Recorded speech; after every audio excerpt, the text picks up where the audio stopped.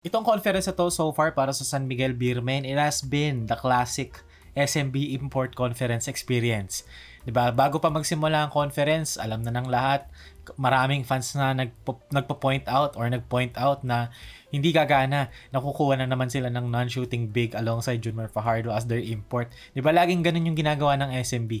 They get another big man to pair up alongside 𝗠𝗵𝗵𝗵𝗵𝗵. And I do understand why, kasi paborito nila yung double post na ginagawa nila na strategy to limit the help at gamitin yung gravity ni 𝗠𝗵𝗵𝗵𝗵𝗵 sa dunker spot. So I get it, pero 'di ba may blueprint na kasi eh. And then after nun, 'di ba nung unang import nila na non-shooting big, they replaced him with another non-shooting big. Pero mas better hustle, mas better pinakitang performance, mas may upside na pinakita, pero nagkaroon ng controversy, hindi sumipot, inalaska sila, nag-awol. So, naglaro ang San Miguel ng All Filipino ng isang laro. At yun yung reason kung bakit 5-5 ang San Miguel ngayon after 10 games. After this win against Meralco, 500 sila, 5-5. Very unstable conference so far for San Miguel. Pero ang bright side, after all of those, shenanigans or kumbaga import mistakes, ngayon, Bennie Boatwright, nakapag-champion na with SMB, is now back with San Miguel. And Bennie Boatwright had a great game.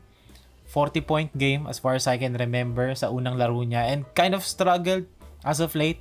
Pero still, iba yung itsura ng San Miguel kapag andyan ng isang Bennie Boatwright. And the thing about San Miguel kasi, pag import conference, kumbaga alam mo na expected mo na kung anong dapat import nila. Pero lagi kasing hindi nila ginagawa and laging too late. Laging ganun yung import conference ng San Miguel.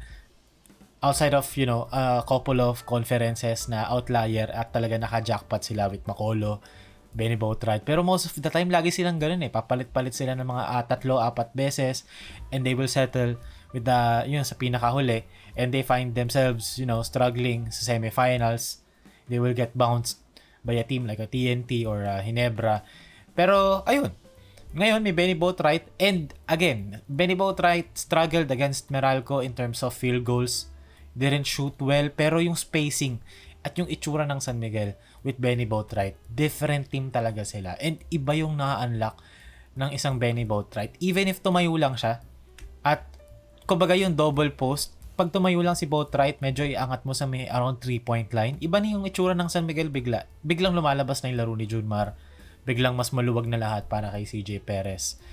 And that is the Bennie Boatwright effect. At yun yung pag-uusapan natin today sa video. Nag-gather ako ng few clips or several clips na ipapakita ko sa inyo on kung bakit yung epekto ng isang Bennie Boatwright game changer para sa San Miguel and raises up their potential. And kahit na 5-5 sila, isa pa rin sila sa pinaka-katatakutan na team pagdating ng PBA playoffs if ever they make it. And I think they will make it. Kung sakali man na kunyari, first round, SMB versus Rain or Shine, medyo kabado ako for Rain or Shine ngayon na walang Lemeti. And even a June Roque, who has been a solid contributor. Or even NLEX, di ba? Makatapat ng NLEX ang San Miguel sa first round. Medyo natatakot ako for those teams kasi this San Miguel team looks different with Bennie Boatwright as their aim. So pag-usapan natin, first of all, dito makikita natin, hindi naman sa sobrang perfect spacing. Tatawagin ko siya perfect spacing in terms of San Miguel standards. Kasi usually, alam niyo naman, pag double post, iba talagang siksikan, water polo type of offense. Pero makikita natin dito, ipapark si 𝗠𝗵𝗵𝗵𝗵𝗵 sa dunker spot. They will run a swing. Okay, swing. Kind of a motion offense, pero not really. Yung philosophies lang of the swing and putting the ball sa weak side and setting up an empty side ball screen. Diba usually kapag motion kasi merong pupunta rito magsaset ng screen, cross screen, or baliktad pala, di ba? Pag sa strong, merong cross screen. Pag sa weak naman, ganito, empty side. So, it's kind of a motion, pero not really. Pero ang mahalagang detail na tignan dito is 𝗠𝗵𝗵𝗵𝗵𝗵 nakapark sa dunker spot while si Bennie Boatwright yung trail. Nung nakaraan, nung si Justin Patton to and si... Is that Marcus Lee? As far as I can remember, Marcus Lee. Basta si yun, yung import na yun. Di ba pag nag-pick and roll yan, you expect Marcus Lee to directly drive or Justin Patton to attack the dive. So kumbaga medyo one-dimensional, one-trick pony kasi alam mo wala namang shooting eh. Pero having Bennie Boatwright there, may option to pop. Now si Boatwright, hindi siya nag-pop dito pero this is kind of a shorter roll, 'di ba? sinalo ni Bennie Boatwright mga 1 to 2 feet inside of the 3-point line. So kung ikaw si Semerad dito, you had to kind of stop 𝗂𝗏𝗴𝗵's drive, which is the rule. Pero since empty side to, walang tag na help side, na pipigilan yung drive ni Bennie Boatwright. And having Bennie Boatwright, as the popper or as the roller, the defenses would come at him more aggressively. Kasi shooter kayang pumulap sa mid-range. Pero still, if you have Boatwright, boom, 6'10 pa rin naman yan Kaya pa rin naman niya mag-masquerade as an inside type of player. Kumbaga, the perfect thing about Bennie Boatwright kasi, if he decides to pop, kung wari dyan, nag-pop siya dito, kaya niya. Pero if he decides to roll, 6'10 pa rin siya. At malaki pa rin yung katawan niya. Meron pa rin siyang solid touch around the rim na kaya niya mag-masquerade as an inside type player. Pero yung ina-add niya kasi is the shooting or yung the idea of him popping and making a 3-pointer from the outside. That shifts the defense in a way na parang iba yung tingin sa kanya. Kasi kung si Patton yan, magro-roll lang talaga yan Pero dito, tignan nyo, ayan, magpa-pop siya. Now, look at the space. Kanina nag-roll si Boatwright. Ngayon nag-pop siya. Look at the spacing. Still, meron 𝗠𝗶𝗵𝗵𝗵𝗵𝗵 rito sa dunker spot. And then dalawa sa weak side, isa sa corner, isa sa wing, and then 𝗂𝗏𝗵𝗵𝗵 one pass away. So ngayon si Ramirez dito, left on an island kasi hindi ka naman pwede mag-help off 𝗠𝗶𝗵𝗵𝗵𝗵 kung mag-drive man si Boatwright dyan. And hindi ka rin naman pwedeng, kung ikaw si Shawnee Winston, mag-hard double ka rito kay Boatwright, leaving a 𝗂𝗏𝗵𝗵𝗵𝗵 one pass away wide open. So you're leaving, diba, yung kay Robert Bolick, yung responsibilidad of rotating and scrambling na ma-perfect mo yon on time, diba, against the San Miguel shooters or the San Miguel guards. So now, ngayon na nasa 3-point line si Boatwright, instead of, sa paint, like a Patton or a Lee, mas maluwag yung floor and hindi ganun basta-basta makakapagpadala ng help yung mga kalaban. And if ever diba, Boatwright decide dito, pagka triple threat, atangin ko ngayon yung baseline, okay? Mabagal si Ramirez, okay, let's drive to the baseline. So if mag-help dito si 𝗏𝗏, open ngayon si Junmar. If hindi man mag-help si 𝗏𝗏, libre si Boatwright.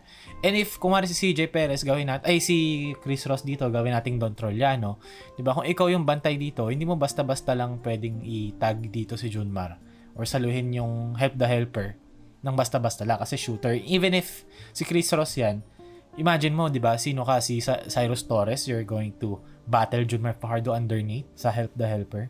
Mababaan chance na mapipigilan mo si Junmar doon. So yun yung na-add ng Boatwright, yung space and yung takot na dinadala sa opposing teams. Dito again, high post, 'di ba? Same pa rin naman na double post, pero instead na nandito sa paint at alam mo na titira ng hook shot or ng drop step, it's now Bennie Boatwright dito sa around 20 feet na threat from 3 levels. So ikaw yung defense, 'di ba? Mas mapapaisip ka ngayon. And si Junmar mas komportable sa ilalim. Ngayon, instead na yung bantay ni 𝗠𝗵𝗵𝗵𝗵𝗵 dito, 'di ba? Naka-focus kay Junmar kasi nasa paint lang din naman yung isang big man. Since nasa high post ngayon si Boatwright, hesitant ngayon to, import ng Meralco. Medyo malayo-layo siya kay Junmar. Mas nakakabuelo si Junmar if ever the ball gets to him. Dito naman makikita natin transition for San Miguel. Boatwright salo sa 3-point line. And ngayon dahil shooter si Boatwright, yung defense ng NLEX ngayon, diba, kinover yung 3-point shooting. Si Bolick nirespeto yung shooting ni Boatwright. And now, 𝗠𝗵𝗵𝗵𝗵𝗵, 4 out 1 in, left on an island, 2 points para kay Junmar.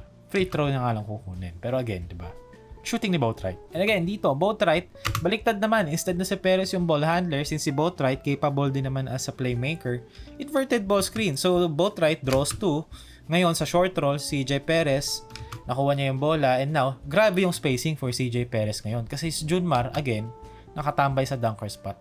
And hindi mo basta-basta pwedeng iwan si Junmar. Diba? Nag-help dito import ng Meralco, and sinong kalaban ni Junmar ngayon sa offensive rebound ko sablay? Diba? It's CJ Cancino na kayang-kayang bulihin ni Junmar sa offensive boards. So yun yung nagagawa ng isang Bennie Boatwright for San Miguel. Grabe yung spacing. Kung makikita natin dito ulit grabe kumbaga sa ngayong conference na to, ito yung pinakamaluwag na court na nakita kong na-produce ng San Miguel. Like, look at this. 2 on the ball kay Boatwright. Diba? Nag-pop si 𝗂𝗏𝗵𝗵𝗵𝗵 sa short roll. And now, look at the floor. Sobrang luwag. Kumbaga, ito na yung pinakamaluwag na spacing na nakita ko na meron si 𝗂𝗏𝗵𝗵𝗵𝗵 sa si 𝗠𝗵𝗵𝗵𝗵𝗵 for weeks. And dahil lang yun sa shooting ng isang Bennie Boatwright. Kahit tumayo lang si Boatwright at mag-set ng screen si 𝗂𝗏𝗵𝗵𝗵𝗵, grabe yung na-develop na play. So yun, that's why I think San Miguel is still dangerous ngayong conference.